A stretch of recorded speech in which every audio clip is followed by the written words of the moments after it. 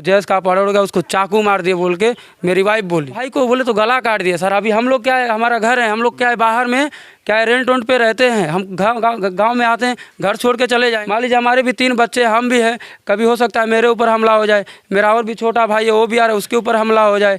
मेरा बड़ा भाई है, मेरा डैडी है, और क्या है हमारा 3 बच्चे हैं छोटे छोटे। इस वक्त हम जैस निषाद के घर पे मौजूद हैं। हमारे पीछे आप मकान देख सकते हैं, ये वो मकान है जो जैस निषाद का निवास था। 2 महीने लगभग से लोग यहाँ नहीं रहते थे। पुरानी रंजिशों को लेकर के गांव में काफ़ी विवाद चल रहा था, जिस वजह से लोग बाहर रहते थे ताकि कोई घटना न हो जाए। लेकिन अंततः जिस घटना से ये लोग डर रहे थे वो घटना हो ही गया। जैस निषाद के भाई हमारे साथ मौजूद हैं। आइए इनसे जानने की कोशिश करते हैं कि घटना की जानकारी इनको कब हुई और कहाँ वो रहता था, कहाँ से वो बेलीपार चौराहे पे आया था या कैसे वहाँ पहुँचा। आप लोग कहाँ रहते हैं? सर हम हैदराबाद में रहते हैं। तो क्या बोलते हैं हमारे भाई का जब वो क्या बोलते हैं वो किडनैपिंग हुआ है ना, जब वो क्या बोलते हैं बेलीपार से हुआ था। वो गोरखपुर में क्वार्टर लेके रहता था। पहले ही ये लोग बोलते थे काट देंगे बोल के, पहले ही बोलते थे अब क्या काट देंगे, नहीं तो इसकी मम्मी का आए तो उसका मम्मी का इधर पूरा कपड़ा उतार के रेप करेंगे। इसकी बहन आएगी तो उसका कपड़ा उतार के पूरा ले जाके गांव के बीच मंदिर है ना वहाँ पे रेप करेंगे बोल के ऐसा धमकियाँ आ रहे थे पहले। तो ठीक है, हम लोग इसके लिए थोड़ा दूर ही दूर थे। हम खुद बोले थे चाहो दूर। अभी क्या है हमारे को क्या है उनके मतलब कहीं ना कहीं घटना का अंदेशा पहले से था। किस तरह की घटना? खुला धमकी दे रहे थे मारने के लिए।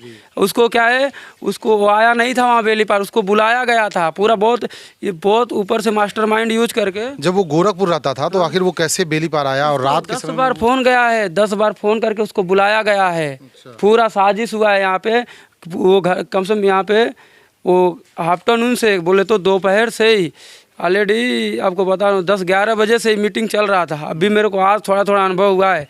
आज मैं इधर घर पे हूँ ना, तो उस दिन 11-12 बजे से ही यहाँ पे लोग आपस में मीटिंग कर रहे थे। उन्होंने खुद अपने बच्ची को मार के फंसाना सोच रहे थे। जब सूरज याद हो जब मुकदमा दर्ज किए थे फर्स्ट में, जब उनकी बच्ची मायके से गई थी ना, तो मायके से जाके जब घर पे उनकी बच्ची आई थी ना, जब उसके ऊपर मुकदमा दर्ज करके कि जैसे भाग के रहेगा हम लोग क्या करेंगे उसको मार देंगे और ये भी क्या केस उसके ऊपर डाल देंगे।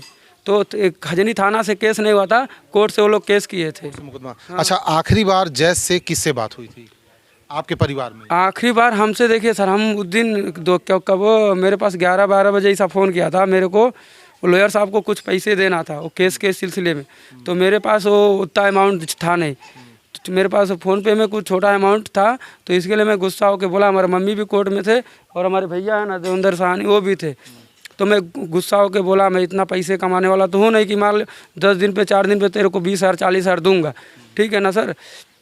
क्या हुआ है वहाँ पे उसके बाद वहाँ पे हाँ, तो हम वहाँ पे छोटा भाई हमारा योगेश है, उससे 5,000 में उसको भिजाया हूँ। और क्या है कुछ वहाँ पे लेके उन्होंने चले गया। मम्मी क्या है मामा के घर चले गए। उन्होंने जो बच्ची है ना वो लोग क्वार्टर लेके रहते थे, वहाँ पे गई।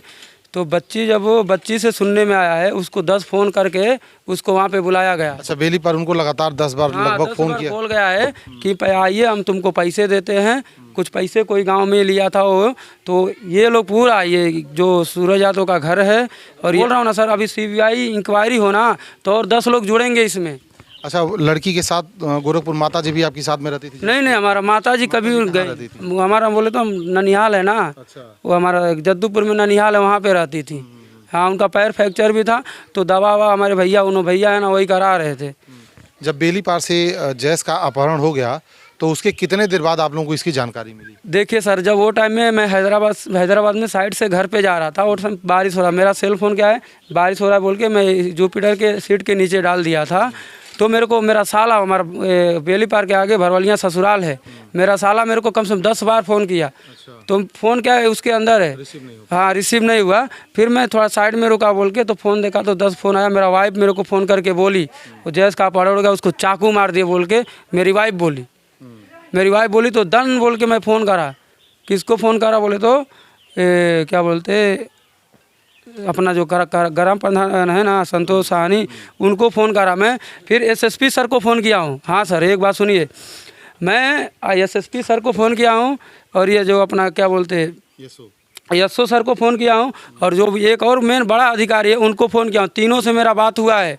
मैं इतना रिक्वेस्ट किया हूँ, वो टाइम में अगर पुलिस वाले अच्छा काम करते तो मेरा भाई मरता नहीं, बच जाता। मतलब अगर समय से पुलिस हाँ, समय पे अगर सक्रिय काम, होती तो अरे कुछ नहीं होता। सच्ची बोल रहा हूँ, दिल से बोल रहा हूँ ना।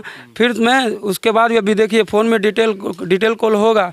मैं इतना रिक्वेस्ट किया हूँ, फिर उसके बाद मैं ट्राई कर रहा हूँ फ़ोन, फिर ट्राई कर रहा हूँ फ़ोन, तो फ़ोन नहीं लग रहा है, अंगे जा रहा है, अंगे जा रहा है। मैं 10 बार फिर वो नंबर पे डायल किया हूँ।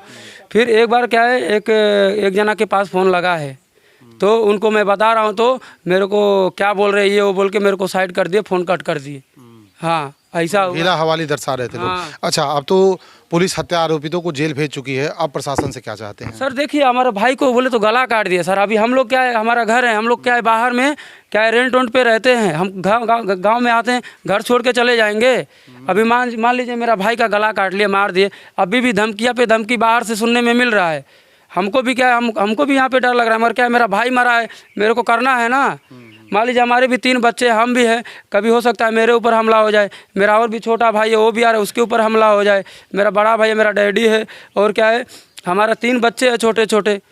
मान लीजिए कभी कौन सा भी घटना हो सकता है ना। इसके मैं एक ही यहाँ के जो अपने योगी आदित्यनाथ बाबा साहब हैं ना, उनसे मैं एक ही मांग करता हूँ कि सर, मैं एक ही मांग कर रहा हूँ सर कि हमको भी क्या बोलते हैं 1 2 3 लाइसेंसी या पिस्टल या क्या बोलते हैं राइफल हम लोग को होना चाहिए।